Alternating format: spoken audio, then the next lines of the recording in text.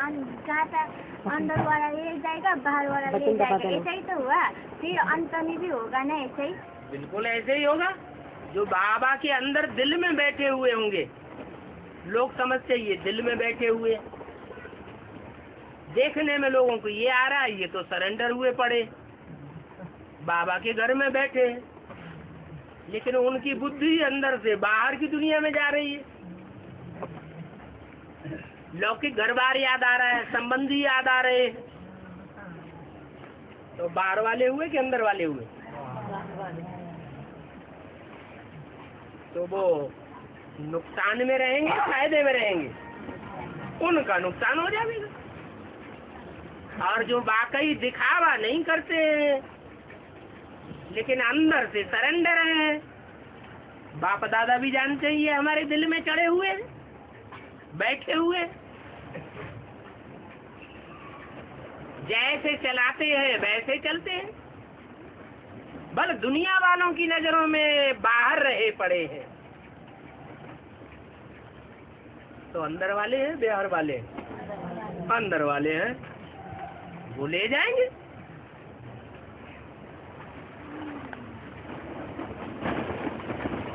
पीछे तो बाबा को भी देवान आएगा, ऐसा उसको काकड़ा का चीज लगा दिया था ना, वैसे देवान आएगा। उस समय बाबा भी मैं करता रहेगा। हाँ? मैं भगवान हूँ, ये सब मेरा है, ये सब मेरा है। उस समय शिव बाबा में प्रवेश नहीं होगा। शिव बाबा कहीं देह अभिमानी में प्रवेश होता है या आत्मा अभिमानी में होता है? जो आत्मा 84 जन्मों के पुरुषार्थ के खजाने में आत्मिक स्थिति में रहती है, कुछ न कुछ आत्मिक स्थिति का भंडार रहता है जो संगम युग में प्राप्त किया है। तो आत्मा बन करके रहने वाले बच्चों को उठाएगा या देह अभिमानियों को उठाएगा? अब प्रजापिता वाली आत्मा तो आखिरी जन्म में सबसे ज्यादा देहवानी बन जाती है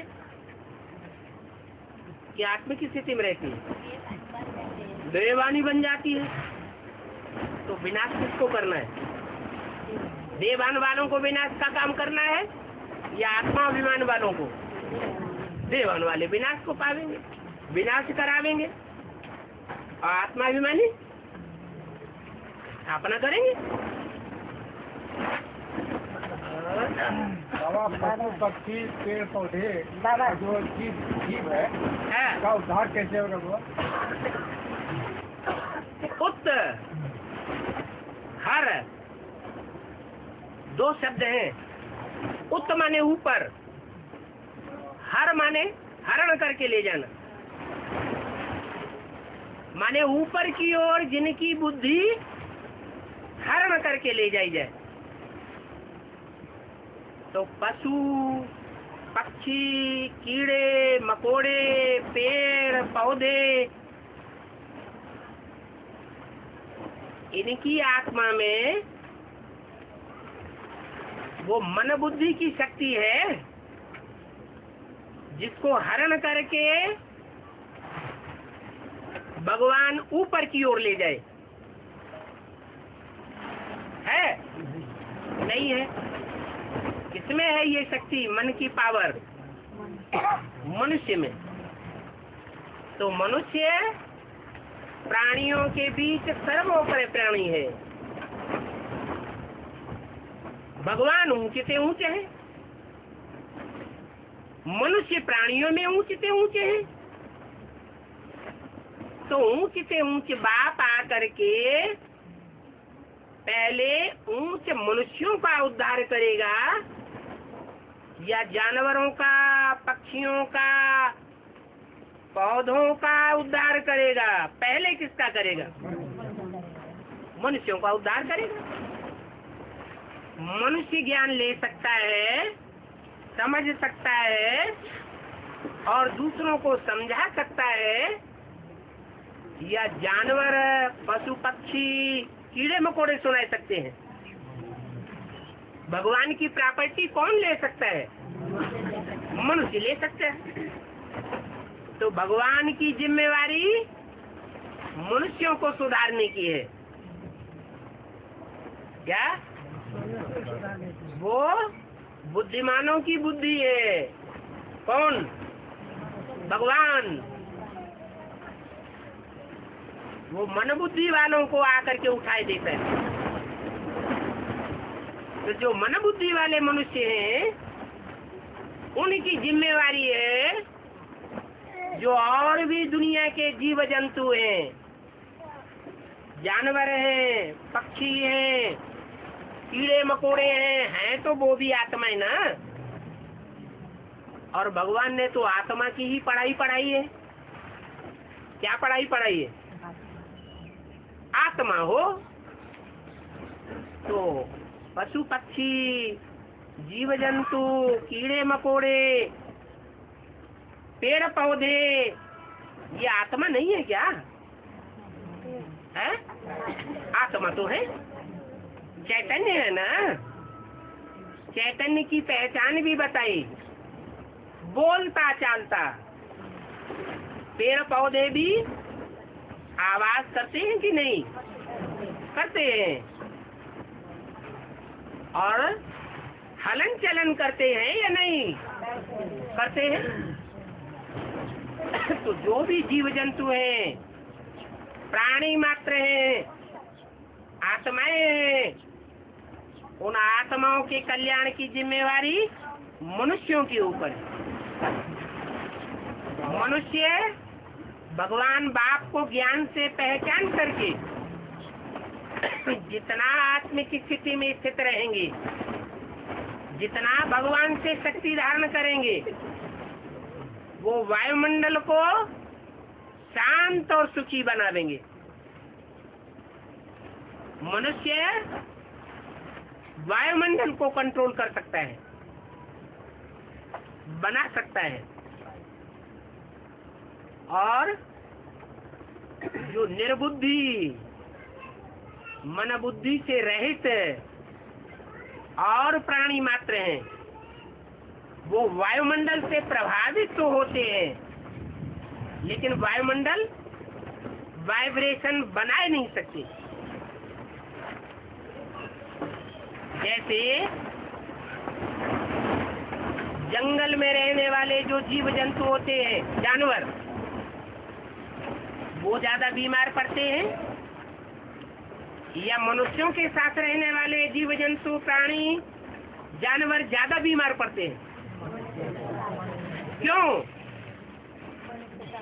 क्योंकि मनुष्य का विकारी वाइब्रेशन उन जानवरों को भी विकारी और बीमार बना देता है। तो सारा मदार किसके ऊपर है? मनुष्यों के ऊपर है। मनुष्य सुधरेगा तो सारी दुनिया सुधरेगी। और मनुष्यों का मदार मनु के ऊपर है। मनु माने ब्रह्मा। ब्रह्मा कहो, प्रजापिता ब्रह्मा कहो,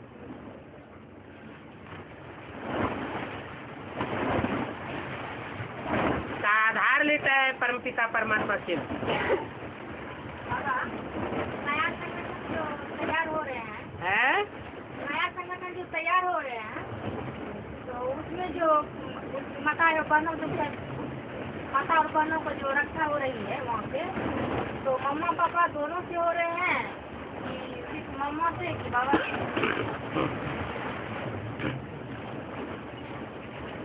माना नया संगठन जो तैयार हो रहे हैं NS, अच्छा अच्छा अच्छा। तो उसमें जो प्यार मिल रहे हैं, मम्मा बाबा का भी प्यार मिल रहे हैं कि सिर्फ बाबा का प्यार कि मम्मा का प्यार? कोई भी परिवार हो, पारिवारिक संगठन हो, उस परिवार के संगठन में बच्चों की पालना माँ के बिना हो सकती है? नहीं हो सकती। ऐसे ही ये एडवांस ब्राह्मणों का परिवार बढ़ता जा रहा है। और जिसको हम जगदम्बा माता समझते थे और है भी, उसके लिए अव्यक्तवाणी में बोल दिया कि वो अभी घूंघट में चली गई है, गुप्त हो गई है। तो माँ तो दिखाई नहीं पड़ती, तो जो जगदम्बा माता है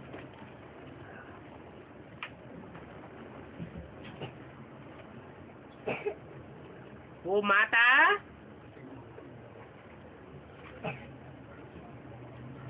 वास्तव में जगदम्बा है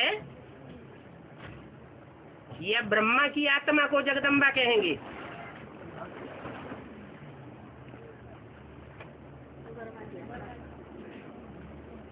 सहन शक्ति किसने धारण की? पालना के काम में माँ का विशेष गुण होता है सहन शक्ति, और सहन शक्ति आत्मा में होती है। तो ब्रह्मा की सोल आत्मिक रूप में सहन शक्ति को धारण करने वाली असली जगदम्बा है। जब शरीर के साथ थी तो दाढ़ी मूछ वाली थी। दाढ़ी मूछ वाले पुरुष होते हैं जिन्हें दुर्योधन दुशासन कहा गया है। सब पुरुष दुर्योधन दुशासन है। इसलिए दाढ़ी मूछ वाले ब्रह्मा की पूजा नहीं होती। फिर वही दाढ़ी मूछ वाला ब्रह्मा शरीर छोड़ने के बाद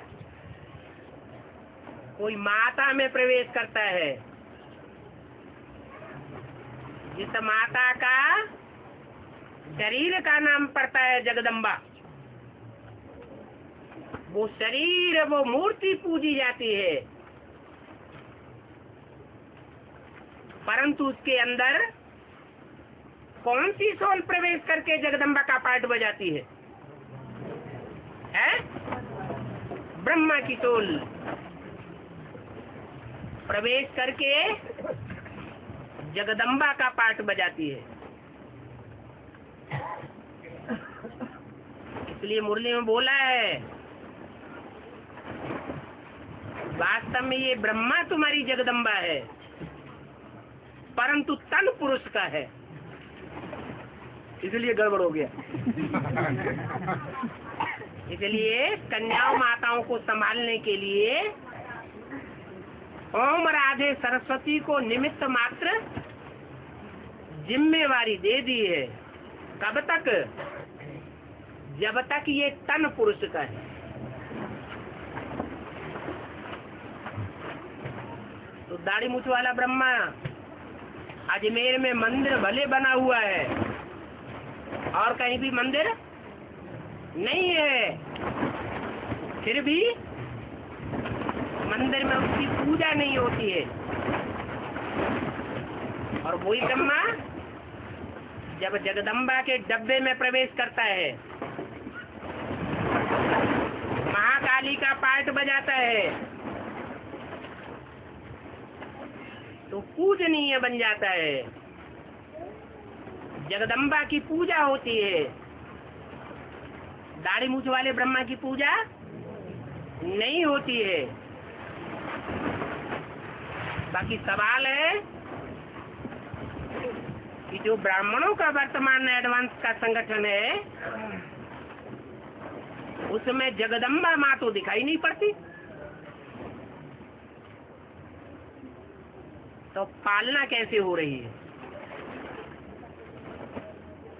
माँ के बगैर पालना होती है क्या? नहीं। लेकिन मुरली में और अव्यक्तवाणी में बोला है बाप दादा कंबाइंड है।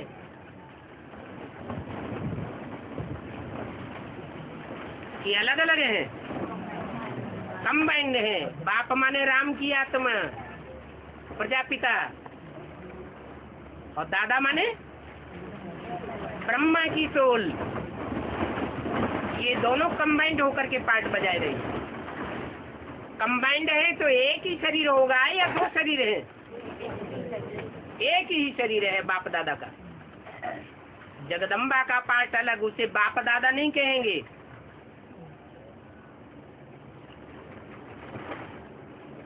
तो बाप दादा कहो, भक्ति मार्ग में उसका कंबाइंड रूप की यादगार क्या है? अर्धनारीश्वर, आधा अंग स्त्री का, आधा अंग पुरुष का। एक ही शरीर में दो आत्माएं कार्य कर रही है। जब बच्चों को पालना देने की जरूरत होती है, प्यार देने की जरूरत होती है, तो ब्रह्मा की सोल पाठ बजाती है। ऐसे नहीं कहा जा सकता, या दीदी दादियां ये नहीं कह सकती कि ब्रह्मा का प्यार हमने ले लिया, तुम तो लेने की योग्य नहीं हो। नहीं, अभी भी ब्राह्मण परिवार में ब्रह्मा की सोल माता के रूप में बच्चों को प्यार दे रही है, और प्यार की पालना में बच्चे पल रहे हैं। बाबा, किसने प्रश्न किया था? समझ में आ गया? हाँ जी। बाबा, राम फेल हुआ तो 33 से कम मार्क्स मिले। हाँ जी। तो चंद्रवंशी में चले गए। हाँ जी।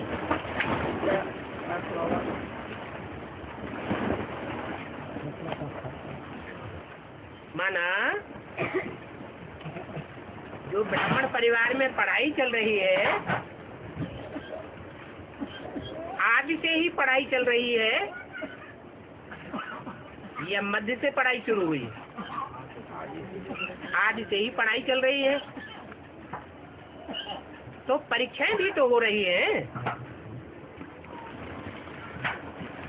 प्राइमरी स्कूल में पढ़ाई चलती है शुरुआत की, आदि की, तो क्या परीक्षाएं नहीं होती हैं? होती है। तो जो भी परीक्षाएं हो रही थी, वो परीक्षाएं फाइनल परीक्षा है ब्राह्मणों की दुनिया की, या बीच वाली परीक्षाएं थी? बीच वाली परीक्षाएं थी। और उन परीक्षाओं में ऐसे छाती ठोक करके कोई भी बच्चा नहीं कह सकता कि माया हमको फेल नहीं कर सकती।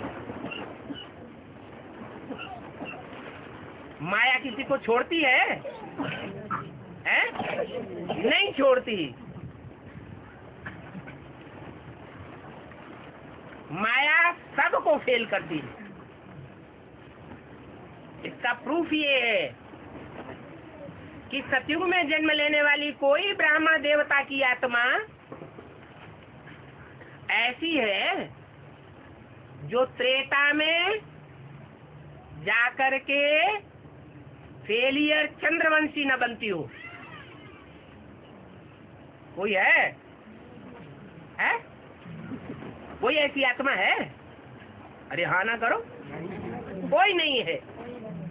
जितने भी सतयुग में जन्म लेने वाले देवताएं हैं, वो जरूर त्रेता में जाकर के फेलियर चंद्रवंशी की लिस्ट में आती है। उस लिस्ट में आने वालों में त्रेता के पहले जन्म में फेलियर होने वालों के बीच में अव्वल नंबर कौन होता है?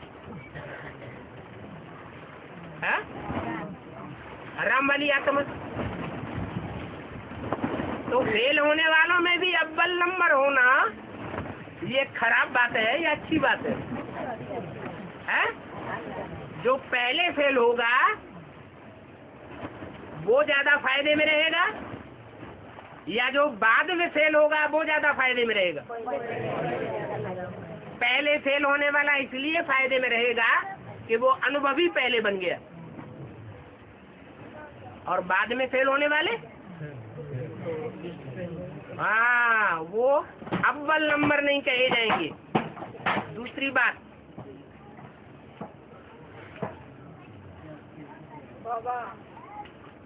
यज्ञ के आदि में ज्ञान तो सुनाया गया, लेकिन प्राइमरी बेसिक ज्ञान सुनाया गया माता के द्वारा, या ऊंचे दर्जे की पढ़ाई पढ़ाई गई? प्राइमरी स्कूल की पढ़ाई पढ़ाई गई। और उस पढ़ाई में ये नहीं कह सकते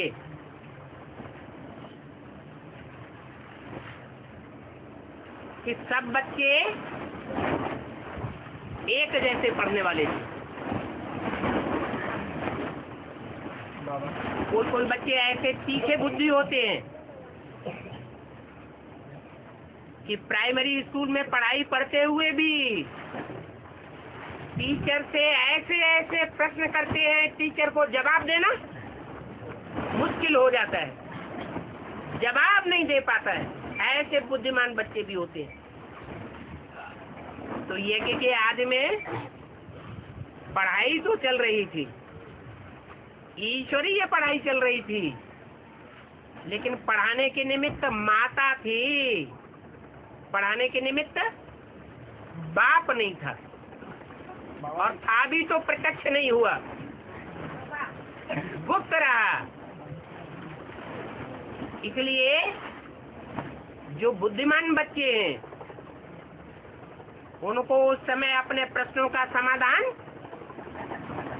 नहीं मिलता, बुद्धि का पूरा भोजन नहीं मिलता, इसलिए छोड़ करके चले गए।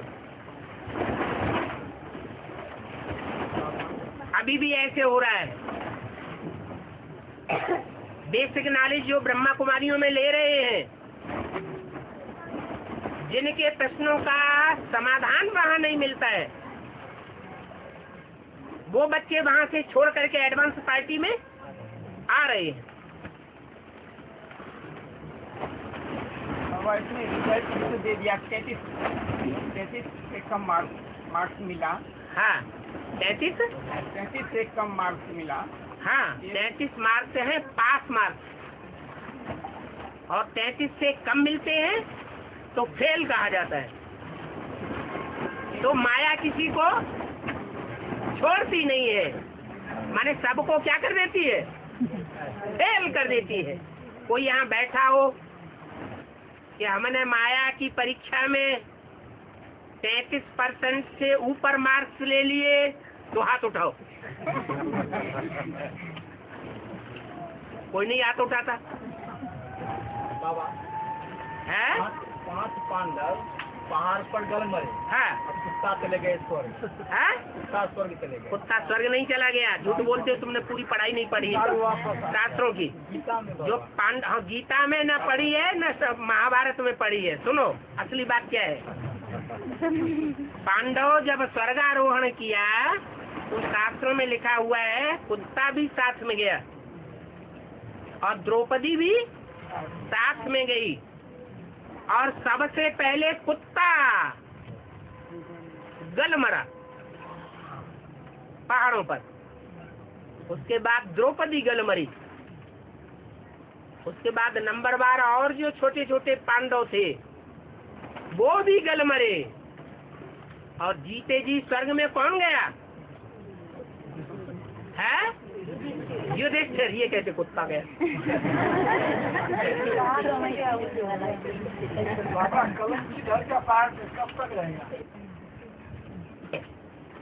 जब तक प्रत्यक्षता नहीं होती है पूरी, जब तक गीता का भगवान कृष्ण उर्फ ब्रह्मा नहीं है, गीता का भगवान परम पिता परमात्मा शिव शंकर भोलेनाथ है, ये साबित नहीं होता, तब तक कलंक लगते ही रहेंगे। बाबा हाँ, जैसे कहते युधिष्ठिर जीते जी गए है? युधिष्ठिर जीते जी स्वर्ग गए। हाँ जी। लेकिन युधिष्ठिर वाली आत्मा जो ब्रह्मा है वो तो सभी पहले छोड़ दिए, वो जीते जी कैसे गए? जीते जी तो हिम वाली आत्मा जाना चाहिए। देहम वा पातयामि, देह भले छूट जाए कार्यम वा साधयामि। लेकिन इस दुनिया से तब हटेंगे जब हम कार्य पूरा करके जाएंगे। तो शरीर छोड़ना लेना ये कोई बड़ी बात है क्या? शरीर छोड़ दिया फिर कोई दूसरा शरीर लिया नहीं क्या? दिखाई नहीं पड़ता है। दिखाई तुम्हें अपनी आत्मा दिखाई पड़ती है? तुम्हारी आत्मा तुमको दिखाई पड़ती है? नहीं दिखाई पड़ती। अनुभव। तो ऐसे ही हवा दिखाई नहीं पड़ती लेकिन अनुभव करते हैं। ऐसे ही ब्रह्मा की सोल, इतना बड़ा संगठन जो चल रहा है ब्राह्मणों का, उसमें दिखाई नहीं पड़ती कि माँ कौन है पालना देने वाली। बाप दिखाई पड़ता है? बाप दिखाई पड़ता है, बिना अम्मा के बाप दिखाई पड़ता है? बाप दिखाई पड़ता है तो जरूर अम्मा तो होगी ही होगी। तो अनुभव में आता है कि ये इतने बड़े परिवार को पालना देने का काम माँ के बगैर नहीं हो सकता। हाँ जी। हम जब मम्मी से दर्शन किए पहले बार है? मम्मी से जो किए हैं हम लोग, हाँ तो वही घड़ी से हमको तो दिखाई पड़ रहा कि माँ बाप दोनों का सेवा मिल रहा है, क्या मिल रहा है। हाँ, हमको अकेला बाप नहीं, माँ बाप दोनों को दिखाई पड़ रहा है। दोनों दिखाई पड़ रहा है। इनको दिखाइए काम कहानी तो नहीं है। और बाबा हाँ, पितामह तो जो 100 ग्राम कैसे दिया पर बेचे हुए दिखाया। क्या क्या? पितामह को हाँ 100 ग्राम कैसे दिया पर जो लेते हुए दिखाया है, क्या बाबा इसका क्या दिखाया? बापों की सैया, हाँ, बाणों का सैया। बाणों की सैया भीष्म पितामह को दिखाई गई है। वो बाण का अर्थ क्या होता है? ज्ञान बाण। ज्ञान बाण। तो इस समय जो भी साधु सन्यासी हैं, घर बार छोड़ करके ब्राह्मण परिवार में भी बैठे हुए हैं और दुनिया में भी बैठे हुए हैं, ऐसे सन्यासी जो घर बार छोड़ करके बैठे हुए हैं, ब्राह्मण परिवार में भी बैठे हुए हैं, कहते हैं त्रिमूर्ति शिव कोई चीज नहीं होती है। 3 मूर्तियों को धारण करने वाला शिव भगवान हम हैं, हम ही ब्रह्मा है। ब्रह्मास्मि, हम ही शिव हैं, शिवो हम। हमारी बात मानो, और कोई की बात मानने की दरकार नहीं है। मुरली को भी हम नहीं मानते। तो ऐसे जो साधु सन्यासी हैं, भीष्म पितामह हैं, उन भीष्म पितामहों को अर्जुन जैसी पुरुषार्थ का अर्जन करने वाली आत्मा, जिसके शरीर रूपी रथ को, इंद्रियों को स्वयं भगवान कंट्रोल करते हैं, वो ऐसे ऐसे बाण मारती है ज्ञान के। तो उन ज्ञान के बाणों का उन रंगीन कपड़े धारियों को, सफेद पोषधारियों को या रंगीन लाल लाल वस्त्र धारण करते हैं, कोई काले वस्त्र धारण करते हैं और कोई सफेद वस्त्र धारण करते हैं, कोई पीले वस्त्र धारण करते हैं। भांति भांति के सन्यासी हैं। उन सन्यासियों को उन बाणों का कोई जवाब नहीं आता है। वो बाण खा करके चुप रह जाते हैं। तो घाव तो लगता है कि नहीं लगता है? ऐसे सैकड़ों घाव उनको लगते हैं। उनसे पूछा जाता है कि तुम कहते हो परमात्मा सर्वव्यापी नहीं है, अगर सर्वव्यापी नहीं है तो एक व्यापी कहाँ है, सो तो बताओ। तुम नहीं बताते तो हम बताएं तुम्हें। तो कहते हमें नहीं सुनना।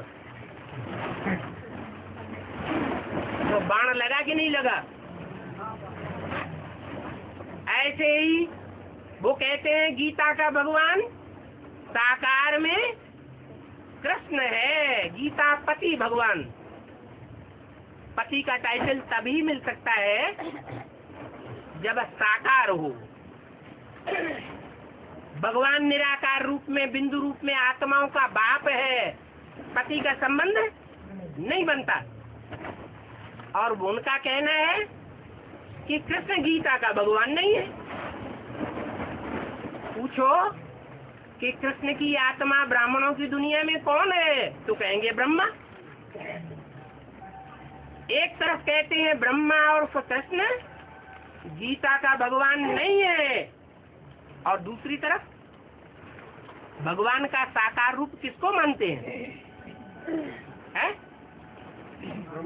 ब्रह्मा बाबा को मानते हैं। ब्रह्मा बाबा के अलावा दुनिया में और कोई भगवान का साकार रूप नहीं होता। तो उनसे पूछा जाए कि तुम दो दो बातें क्यों करते हो?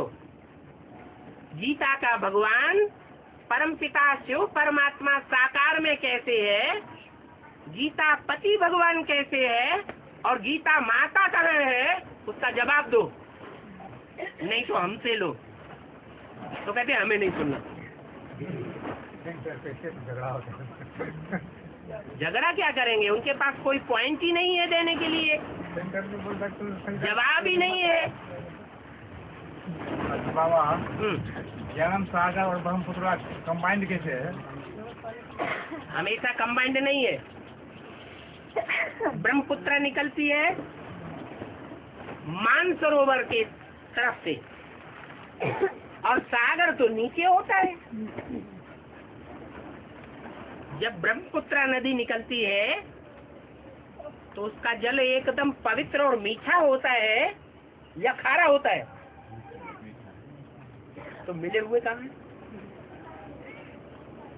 सागर तो जहाँ देखो वहाँ खारा ही खारा है। हाँ, वही ब्रह्मपुत्र नदी लास्ट में आकर जब गंगा में मिलती है और गंगा के साथ समुद्र में जा गिरती है, तब एक हो जाती है। अभी तो गंगा ही प्रत्यक्ष नहीं हुई है।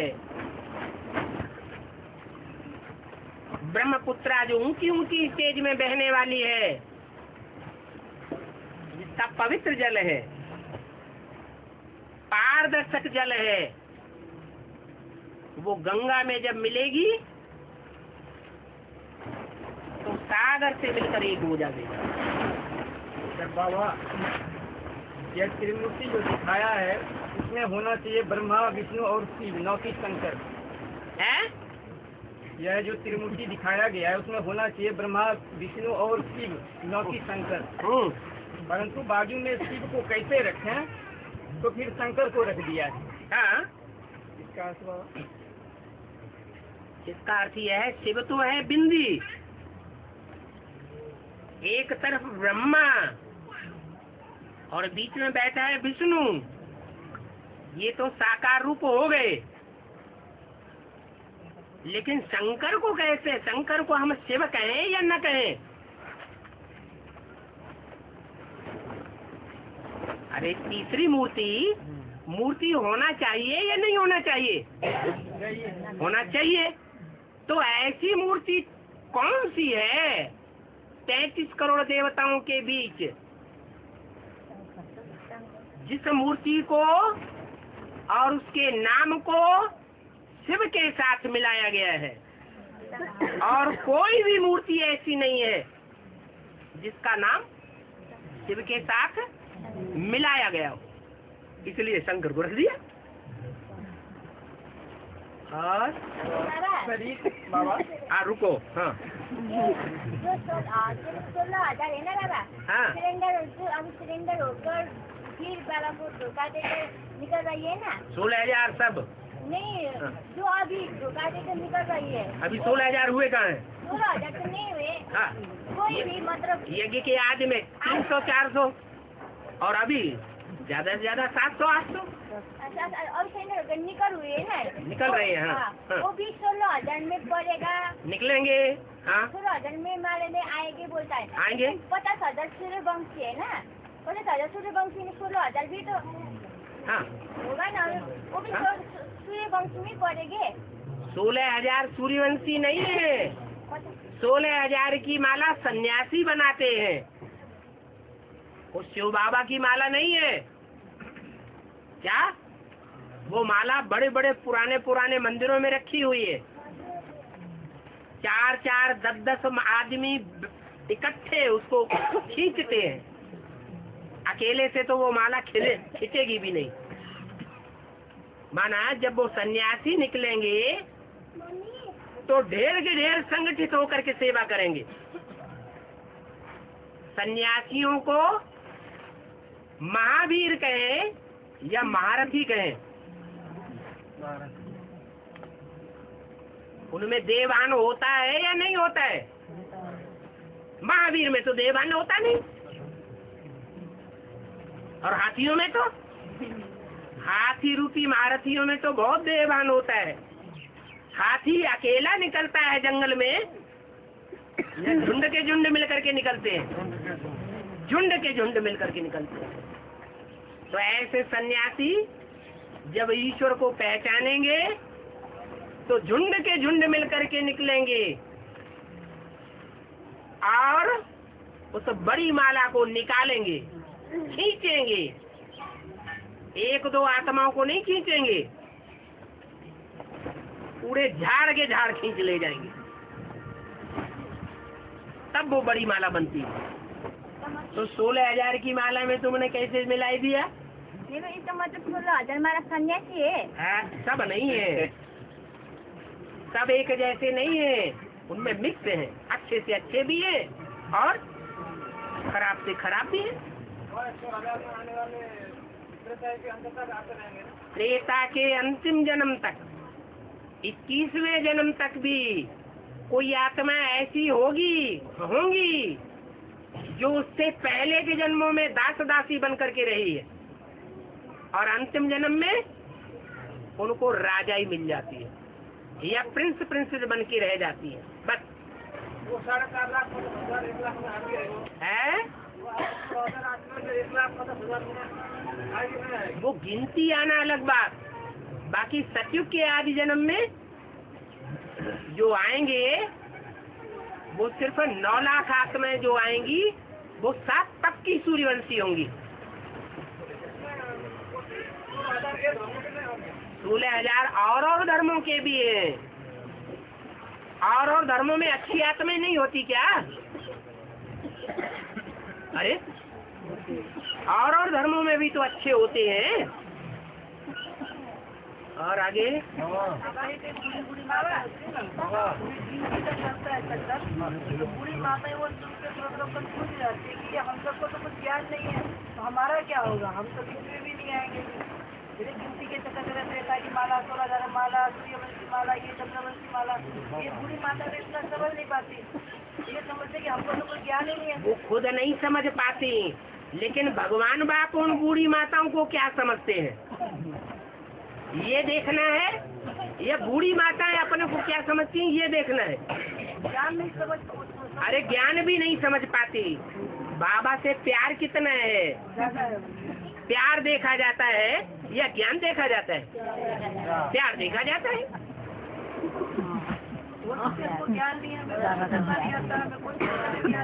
ये आप वकील उनकी तरफ से बोल रहे हैं।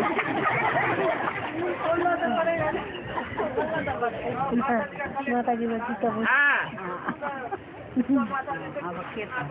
है? माता जैसे बूढ़ी माता है ना? हाँ जी। जीवन मुक्ति मिलेगी कि नहीं मिलेगी? माता जैसी जो माताएं हैं उन माताओं ने यज्ञ के आदि में और एडवांस के आदि में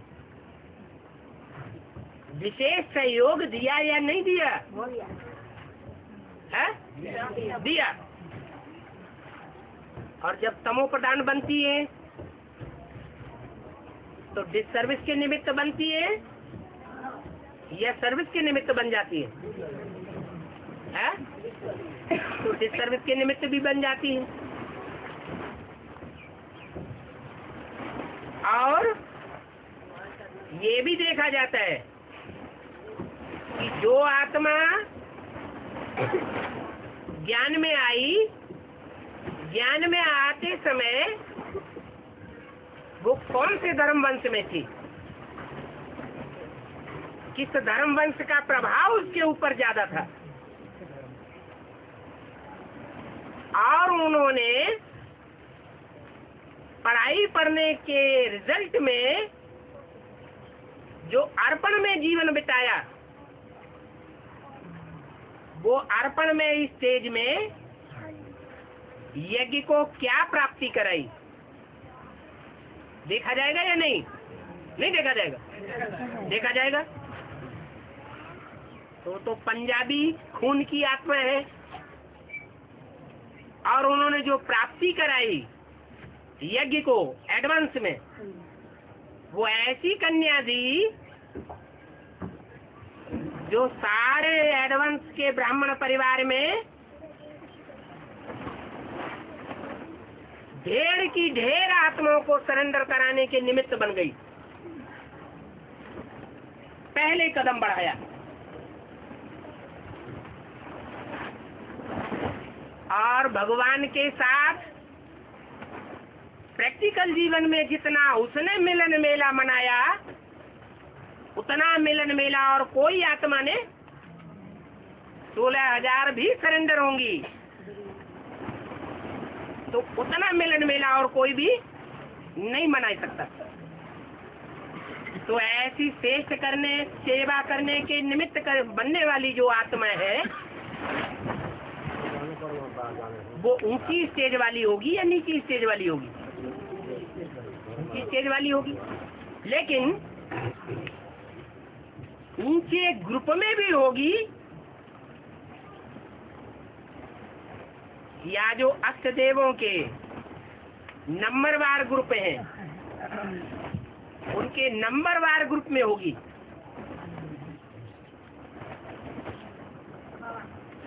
कहाँ होगी? है नंबरवार में? हाँ, नंबरवार में होगी। तो नंबरवार में होने के कारण नंबरवार की लिस्ट में आकर के अपने धर्म की आत्माओं को उत्थान करने के निमित्त बनेगी। इसलिए अंतर पड़ जाता है। सूर्यवंशी ग्रुप वो ग्रुप है जो आदि से लेकर के अंत तक भी दिया तो दिया, फिर वापस लेने की नाम निशान नहीं। तो अंतर पड़ जाता है। जो नई दुनिया की राजधानी बनेगी, उसमें प्रजावर की भी आत्मा होगी, दास दासी बनने वाली भी आत्मा होगी। वो सब सूर्यवंशी होंगे, 16 कला संपूर्ण या कम होंगे? क्या होंगे? सब सूर्यवंशी होंगे। और हाँ,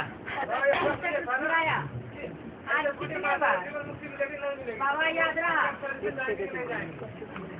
जीवन मुक्ति उनको मिलेगी जिनके जीवन में भक्ति का नाम निशान नहीं रह जाएगा।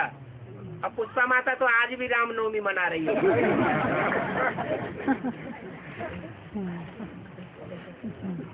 किसी बात भूल जाते हैं। बूढ़ी होने की कोई बात नहीं, बूढ़े बच्चे का प्रश्न नहीं है।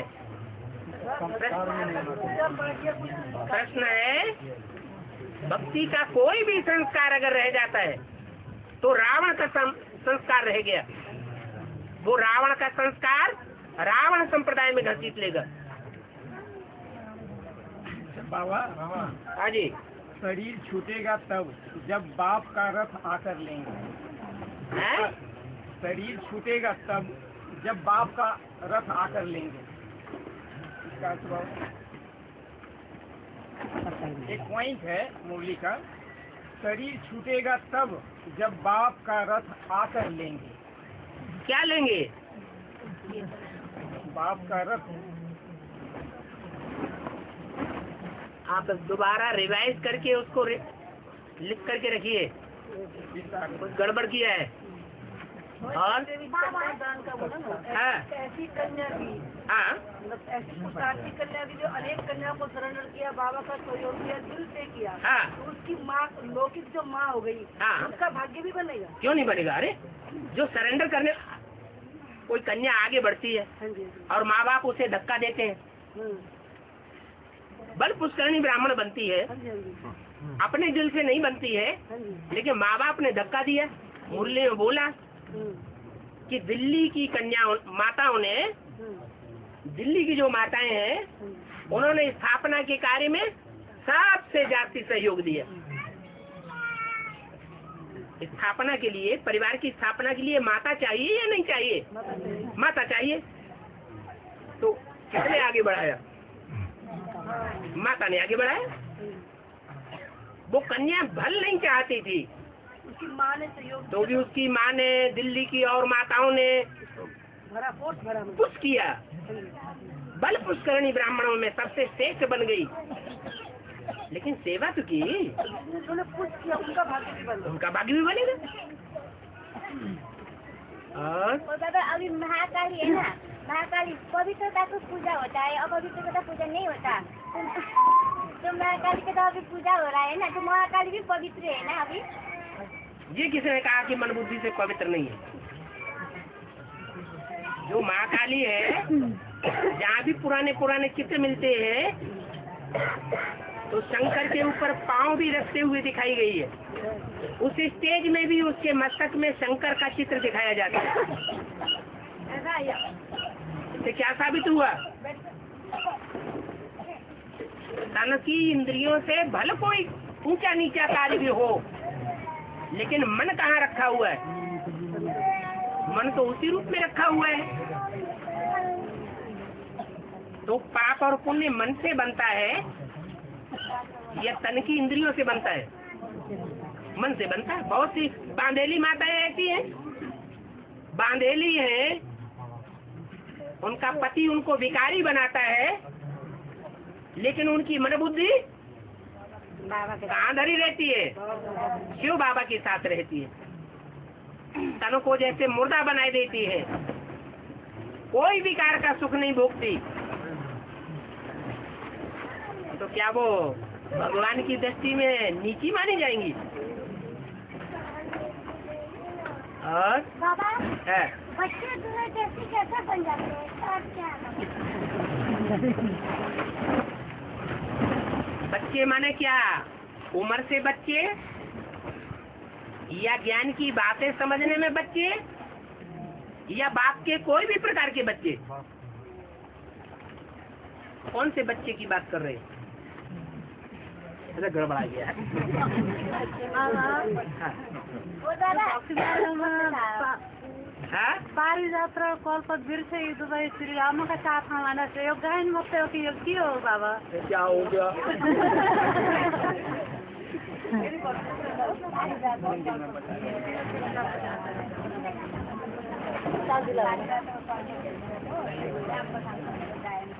बता दीजिए। हाँ पारिजात के वृक्ष है ना, हाँ राम के साथ यात्रा का गायन है, हाँ। कल्प वृक्ष है ना वो। माने वृक्ष साथ में यात्रा करता है क्या? पारिजात और हाँ। राम वाली आत्मा आदि से लेकर अंत तक पार्ट बजाने वाली है ना। जो वृक्ष की आयु क्या है? कल्प वृक्ष की 5000 साल।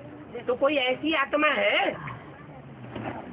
मनुष्य शक्ति में जो 1 सेकंड भी कम ना हो, पूरे 5000 वर्ष का ऑलराउंड पार्ट बजाने वाली है?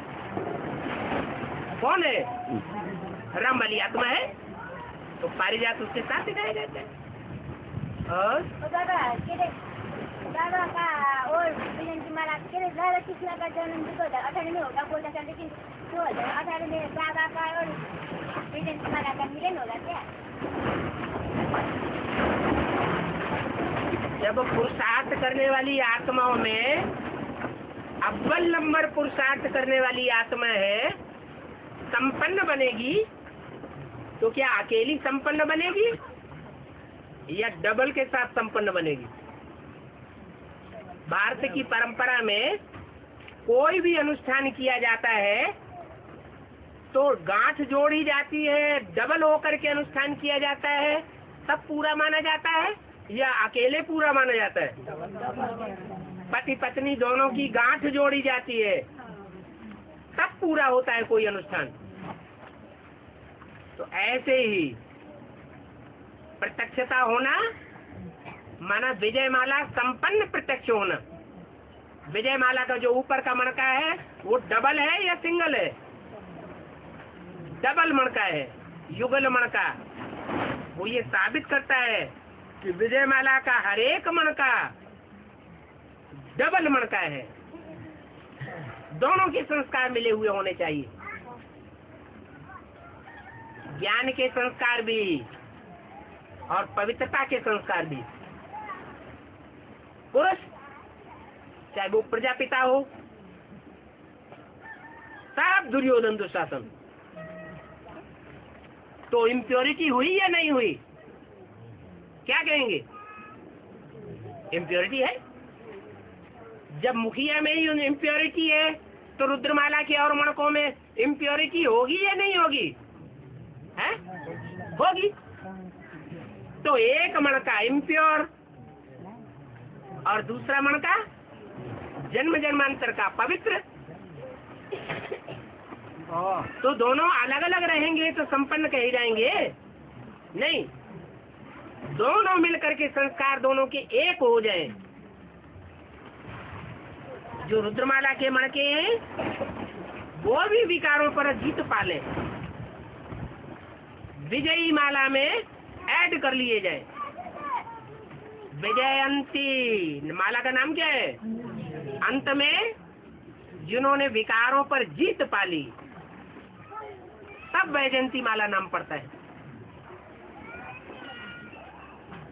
और कर्म जैसा भी करो है ना, पाप श्रेष्ठ होने से कोई पाप नहीं जाता ना, चाहे कर्म जैसा भी हो।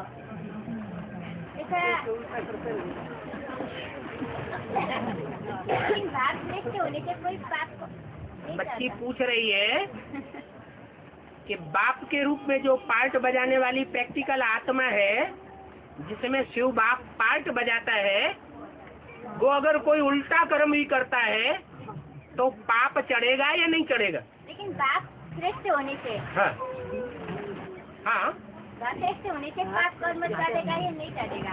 श्रेष्ठ होने से तो क्यों चढ़ेगा?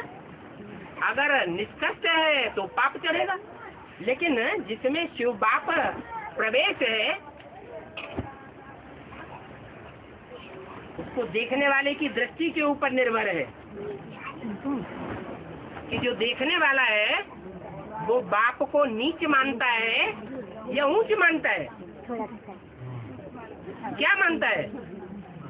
अगर ऊंच मानता है तो जरूर शिव प्रवेश है, ऊंच नहीं मानता है इसका मतलब बुद्धि में बैठा नहीं है कि इसमें शिव प्रवेश है।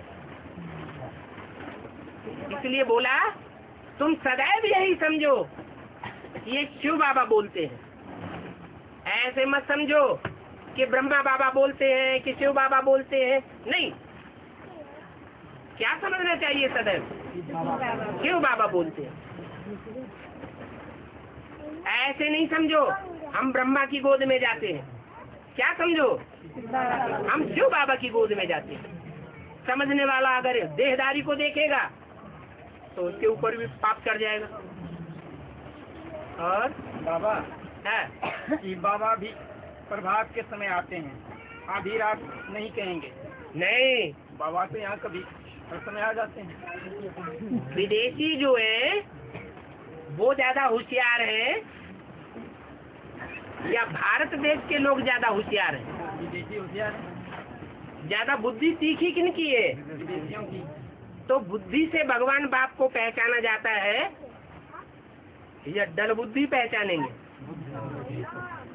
तो विदेशी लोग सूर्य का उदय कितने बजे से मानते हैं?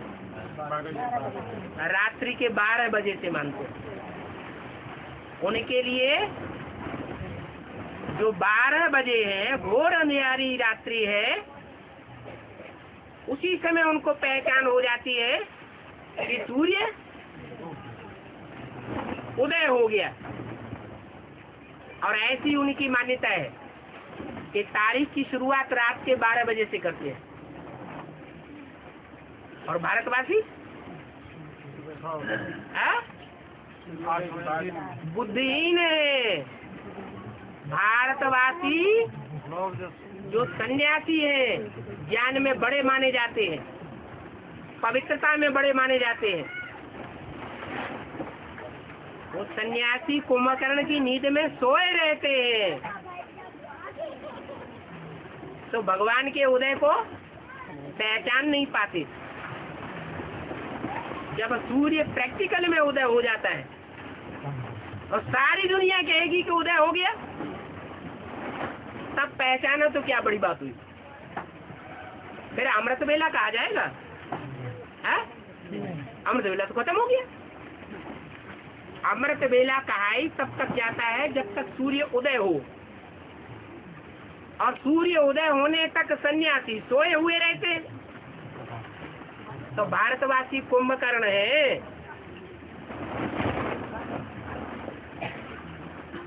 वो सवेरे को जब सूर्य उदय हो जाता है तब दिन की शुरुआत मानते हैं।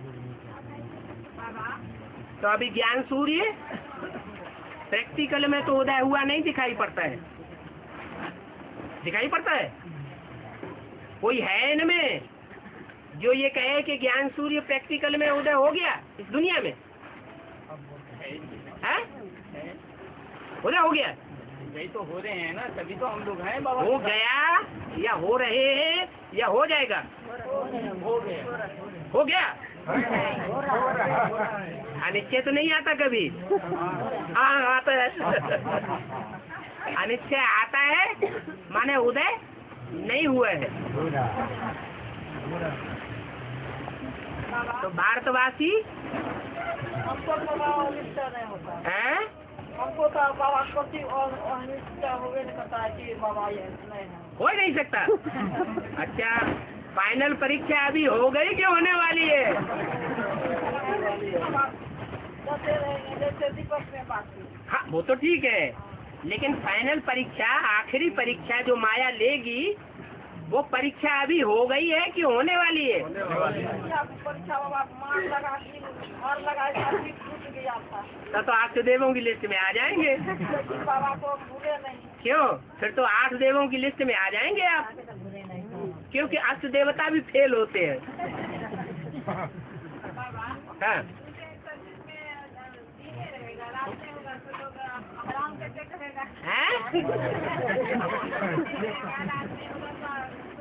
हाँ, सतयुग आएगा, रात होगी नहीं, वहाँ तो दिन ही रहेगा, तो आदमी आराम कैसे करेगा? वहाँ थकान होगी? थकान होगी? है? ऐसे कैसे दुनिया हो सकती है जहाँ थकान ही न हो? अरे विकार होते हैं तो थकान भी होती है। जो भी कर्म हम अभी कर रहे हैं वो विकारी कर्म कर रहे हैं कि निर्विकारी कर्म कर रहे हैं? जो भी कर्म करते हैं उन कर्मों में देहभान कूट कूट के भरा हुआ है, तो देह थक जाती है, और वहाँ तो देह थकेगी ही नहीं। बाबा कहते हैं आबू रोड से माउंट आबू तक दौड़ते हुए चले जाओ बाबा की याद में, थकेंगे नहीं। और आप कहते वहाँ देवताएं थकेंगे तो क्या करेंगे? बाबा हाँ नंबर 1 ही नंबर लास्ट बना है। हाँ, फिर मेहनत से नंबर बनेंगे। नंबर 1 बनेगा। कर्मातीत अवस्था को पाने की मेहनत करनी पड़े। हाँ कर्मातीत अवस्था बगैर यह पद पा नहीं सकते। ठीक है। शरीर छूटेगा तब जब बाप का रथ आकर लेंगे। कोई और कथा है पढ़ने के लिए? ये इसको मिलाने के लिए बाबा पहले से पढ़ना पड़ा। हाँ हाँ, तो बताओ अब क्या पूछ रहे हो तुम? तो इसमें ये जो कहा शरीर छूटेगा तब जब बाप का रथ आकर लेंगे। हाँ, इसका क्या अर्थ है? शरीर छूटेगा का मतलब बाबा शरीर छोड़ना सिखाते हैं शरीर छोड़ना माना जीते जी मरना। बाप तो हमें जीते जी मरना सिखाते हैं। विकारों से जीते जी मर जाओ, देवभान से जीते जी मर जाओ। इस दुनिया के जो परंपराएं हैं उन परंपराओं से, भक्ति मार्ग से जीते जी मर जाओ। बाप ये नहीं कहते कि शरीर से मर जाओ। बाप का रथ आकर लेंगे। बाप का रथ आके, बाप का रथ जब संपूर्ण 100% देह अभिमानी बनने की शूटिंग करेगा या नहीं करेगा? है? करेगा। राम रावण बनेगा कि नहीं बनेगा? अरे बनेगा। जब बनेगा तो सारी दुनिया का विनाश कर देगा, एटम बम फुड़वा देगा। फिर 1 सेकंड में देह अभिमानी से आत्माभिमानी बनेगा या नहीं बनेगा? वो प्रैक्टिस अभी जारी है या नहीं है? वो प्रैक्टिस अभी की जा रही है। तो ऐसी प्रैक्टिस अंत में काम आवेगी जब आत्माभिमानी पक्के हो जावेंगे, जिनके लिए गीता में कहा है कि आत्माभिमानी आत्मनिष्ठ व्यक्ति अगर सारी दुनिया का संहार कर दे, विनाश कर दे, सारी दुनिया को नष्ट कर दे, हत्या कर दे, तो भी उसके ऊपर कोई पाप नहीं चढ़ सकता। देखो तो 1 सेकंड में आत्मा अभिमानी बन जाएगा। बाबा हाँ, बाबा मुरली में बोला योग लाएगा तो पाप मिटेगा, पर योग ही न लाएगा तो पाप कैसे मिटेगा बाबा? तो योग क्यों नहीं लागेगा? पता नहीं बाबा, है? पता नहीं। जो आंखों से देखते हैं वो याद नहीं आता? आता है। बोलो, याद आता है कि नहीं आता है? आँखी का याद आता है। जो आंखों से देखा वो याद आता है ना? है? अच्छा, हाथ से जिसको छुआ है प्यार से, वो याद आता है कि नहीं आता है? आंखों की बात छोड़ दो, शरीर पे याद आता है बाबा। आता है ना? ऐसे ही कोई भी कर्मेंद्रिय से अगर सुख का अनुभव किया है तो वो याद आता है या नहीं याद आता है? जिंदगी में टिकना नहीं अरे सकता है फिर बाबा। वही बात, बिंदी में आपको ये कहा गया कि बिंदी को याद करो? यहाँ तो बताया गया न बिंदी को याद करना है, न निराकार को याद करना है, न साकार को याद करना है, न आकार को याद करना है। किसको याद करना है? हैं? साकार में निराकार को याद करना है। तो इसमें क्या मुसीबत? आप माता अपने बच्चे को याद करती है, तो जब बच्चे को याद करती है तो मुर्दा समझ के याद करती है। जब याद करती है तो उसे ये याद आता है इसकी आत्मा निकल गई, ये मुर्दा है, ऐसे याद करती है? नहीं, जिंदा ही याद करती है ना। तो आप भी ऐसा ही याद करिए कि साकार है और साकार में वो सितारा आत्मा बैठी हुई है और उसकी आंखों से रोशनी निकल रही है।